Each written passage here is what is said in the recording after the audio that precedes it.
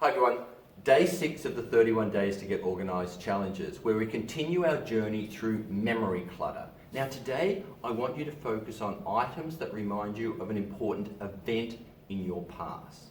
Now, there's nothing wrong with remembering an important event, but here's the thing that I often see.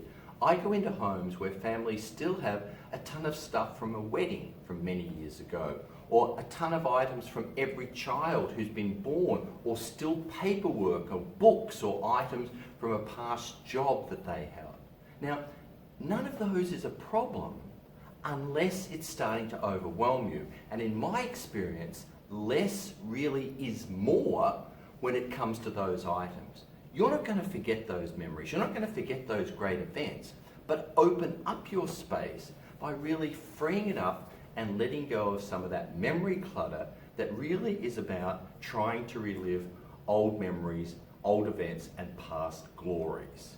It can be a little bit difficult, but really tackle it head on, because by opening space, I promise you allow other amazing things to flow in. And that's what this new decade's all about. Get to it.